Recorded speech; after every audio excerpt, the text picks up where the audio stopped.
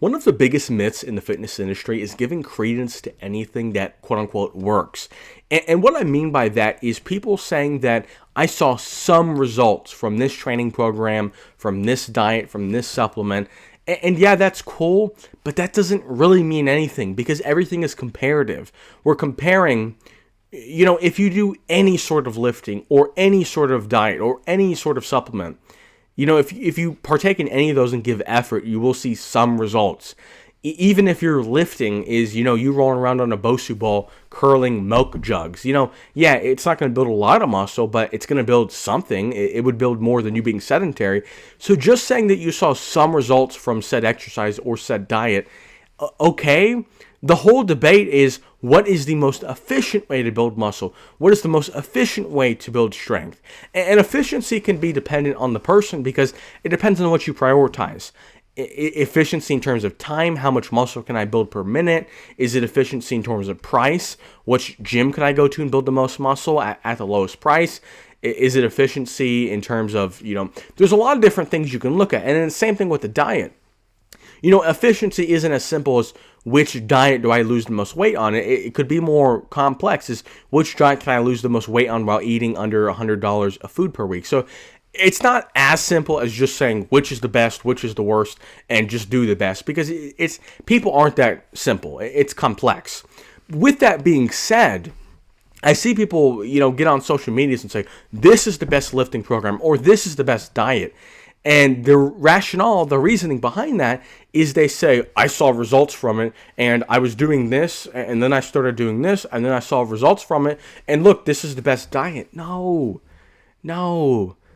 that's not how this works.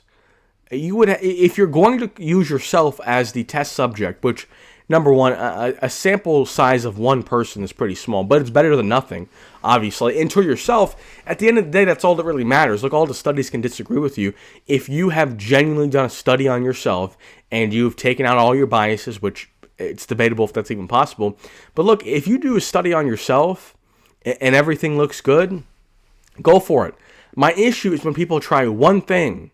They try keto, they try paleo, they try intermittent fasting, they try high-intensity training, they try high-volume training, and then they just make a definitive statement, this is the best.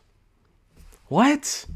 You haven't even you haven't even done a study on the other ones. And even if you did, it'd still be very difficult to say definitively which is the best diet or which is the best training program because there's a multitude of factors. Maybe this training program was the best for you as a beginner. Maybe training with the bench press, with the deadlift, with the barbell back squat is great for beginners. Personally, I'm using an example because that worked for me. When I was a beginner, those big lifts, I was very skinny, I was very anorexic. Those big lifts kind of helped me build up a foundation. And now I'm kind of into a different phase of lifting. So it's not as simple as now that I'm in a different phase of lifting and I'm doing a different style of training, a different rep range, a different tempo, all that. I'm not going to scoff at my previous lifting strategy and say, oh, that's a stupid lifting strategy. No. At the time, it worked for me. And I do believe that throughout time, certain lifting programs are going to make more sense for you. Certain supplements are going to make more sense for you depending on your situation. Certain diets are going to make more sense for you depending on what you're able to do. If you're doing intermittent fasting and your eating window is 12 to 6 p.m., and then all of a sudden you get a new work schedule and you work from 12 to 8 p.m., it's like, okay, now I'm not able to eat, so I've got to change some things up. So I would always keep an open mind. I would always obviously add nuance into things. And whenever people make a claim, a bold claim, not the claim that I did this diet, I enjoyed it, maybe you should give it a swing. That's perfectly fine. What I am saying, my issue, is when people make bold claims on their personal experience when they have nothing to compare it to. I went on the liver diet and all of a sudden I saw the best results ever. Yeah, you went on the liver diet, you also started sleeping, you also started lifting, you also started stretching, you also stopped looking at your phone past 8 p.m.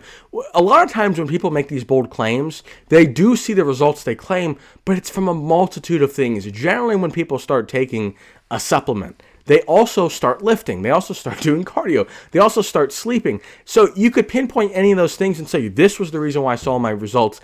And it probably is a multitude of all those different factors coinciding together to get you said results.